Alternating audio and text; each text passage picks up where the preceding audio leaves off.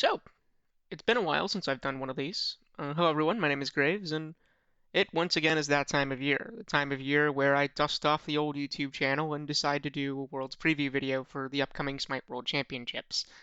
This will be my 5th time making a Worlds preview video, and we'll be focusing on the Worlds group stage, kicking off in 3 days as of when I'm recording this, and it'll be starting on Thursday, July 5th, and ending on Sunday, July 8th. As for the format, the 8 teams that have made it to the World's group stage will be broken into 2 groups of 4. Each group will contain 2 teams from the Smite Pro League and 2 teams from the Smite Challenger Circuit. Each of these 2 groups will be in a GSL style, with best of 3s for opening matches and elimination matches, and best of 5 for the qualifying matches where teams have a chance of making it to the World's main event. At the end, there will be 2 teams from each group that will advance on to the main event in Arlington, Texas, which we'll go over in the second part of this preview, to be released after the World's group stages are over. With that out of the way, let's start with Group A. The first team I'll be going over in Group A is the Highland Ravens, the 2nd seed out of the European Smite Challenger Circuit, who quite honestly are on the outside looking in their group. Yes, the Ravens are a good team, with easily the most recognizable name being Adapting, a player who rightfully has earned the reputation as arguably the greatest player in Smite Esports history.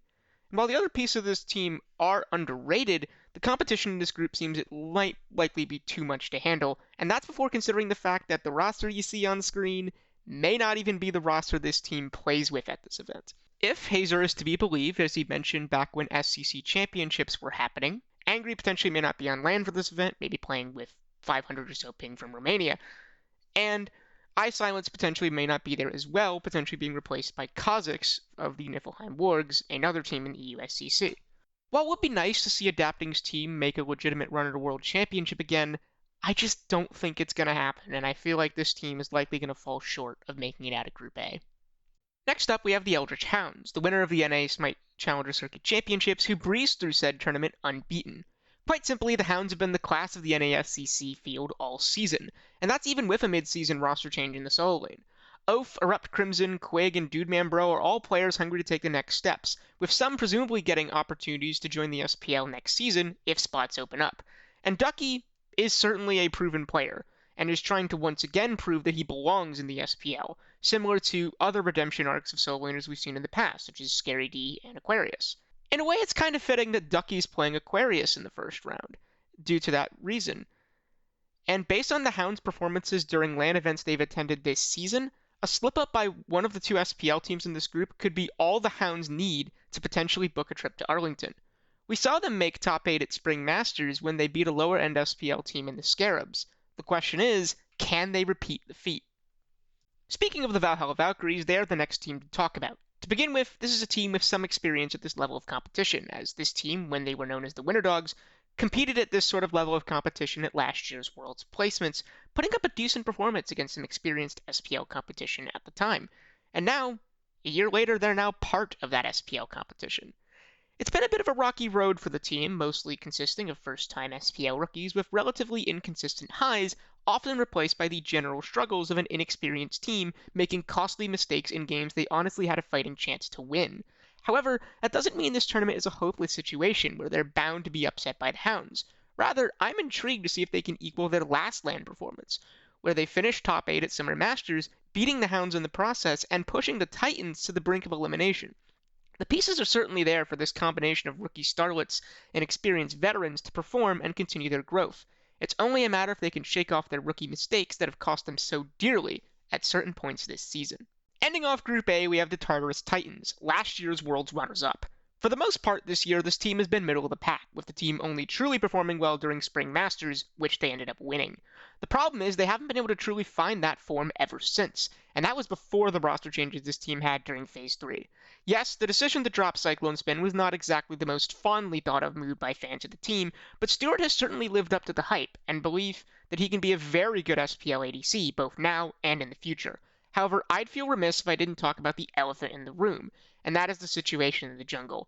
Layers, the team's starting jungler for the entire season, was dropped from the team prior to the Phase 3 playoffs due to a failure to go to LAN for the event, leading to Sino coming in to replace him. And while Sino is certainly not a bad player, he's a former World's MVP after all, I feel that not having Layers at peak form is something that hurts the Titans. Then again, it wasn't like Layers was exactly in peak form prior to his removal, so that may be a moot point to begin with.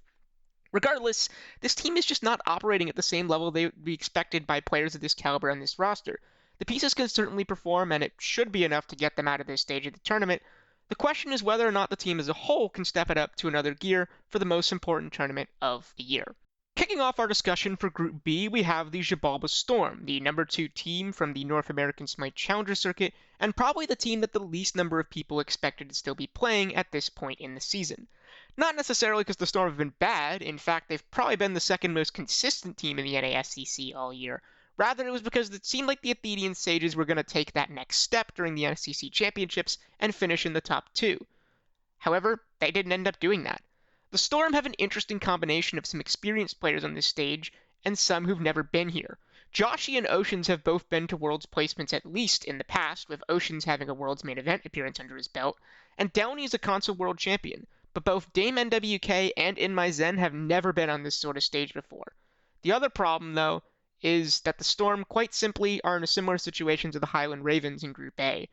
They're just straight up outclassed in this group in terms of talent, and the expectation is that they won't be going much further. However, they've beaten the odds before. Can they do it again? Continuing the analog of teams between Group A and Group B, what the Eldritch Hounds have been to North America, the Hex Mambo have been to Europe. The European super team has dominated the EUSCC all year, rattling off first place finishes like it's going out of style. Combine that with a decent performance during Spring Masters and a top 8 finish at Summer Masters, and we know that when this team can be on LAN, they can be a threat for SPL opposition. Hell, this team is basically an SPL roster with longtime veterans such as Deathwalker, Zeros, and Trixtank leading the charge. And that's not even mentioning Johnny, who was in the SPL last season, and Echrome, a player that I feel was robbed from not being in the SPL due to the move away from separate regional leagues. To me, the most interesting thing for this team is the SPL teams they have to play in this group. On one hand, you've got the Solar Scarabs, the same team the Hex Mambo beat to make top 8 at Summer Masters, though now the Scarabs have a very different roster than they did in that matchup. On the other hand, we have the Oni Warriors, where we could get a matchup between two longtime teammates, as Trixtank would be going up against someone who he teamed with during his entire SPL career, Kivo Fred. The Mambos certainly have the talent to make the top 8 once again. The question is, if they do, who are they sending home? Let's start by stating a fact with the Solar Scarabs. Quite frankly, their past results don't matter to me at all, because this team is very different from the team that produced said past results. This team may be entering as a 7th seed, and honestly, based on my perception of this team, I feel I'm higher on this team than most. And I feel this group of 5 players is a far different and far better version of past Scarabs iterations. Each of these 5 players has a claim of being kicked from a former team and being out of the top of the league for a while now. Scary D went from being a back-to-back world champion with SK and PK to moving to the jungle and being out of the SPL entirely before Phase 2 even ended last year. Sam was flying high as the jungler for a consistently good Jade Dragons team before he got booted in favor of Scream, a move that paid immediate dividends for them, while Sam has had to fill the hole that Scream left behind. Snoopy's last time in the SPL was during Season 7 with E United, and he hasn't been on a consistently good team since CLG in Season 5. Hurwin was also dropped from the Dragons at the end of last year in favor of a rookie mid laner in Pagon, leading Hurwin to switch from mid to support to pursue a new opportunity that he eventually got. Finally, Netrioid, the most recent addition to this roster, got dropped from a very well-performing Camelot Kings team, only to see Yarkor, his former teammate, take his spot on the Kings and help lead them to the top overall seed going into Worlds. All 5 of these players are on a bit of a revenge tour, and to me, this story could either go one of 2 ways during this group. Either they make it out of the group stage and prove everyone wrong, or they crash and burn and prove everyone right. Last, but most certainly not least, we have the Oni Warriors, a team that honestly, I don't know how I feel about them. Sometimes this team looks unstoppable, beating up on the best teams in the league without breaking a sweat. Other times, this team just falls completely flat and looks horrendous. At this point, to predict the performance of the Oni Warriors is akin to flipping a coin, with the result determining how good or bad they will look on a set-by-set basis. The pieces can certainly be there for a deep run, but at the same time, I have absolutely no confidence in this group to get the job done in the clutch. Consider the fact that this team's core has been reverse swept during the last 2 world cycles, and 2 of these players have been reverse swept in the last 3. To me, that's a sign of concern. And sure, they've looked good at points this year. A 3rd place finish at Summer Masters is testament to that. So I think they can make it out of groups, barring a catastrophic disaster. But if they do, I'm not sure how much farther they go from there. And that marks the end of this first part of the World's previews. With that, we have to wait till the end of the group stage to see how these teams perform. And once that's done, I'll be right back here again going over the 4 teams that made it out, as well as the 4 teams that are waiting for this result to see and to preview the action that'll happen in Arlington in a couple weeks' time. With that, thank you for watching, and this is Graves signing out.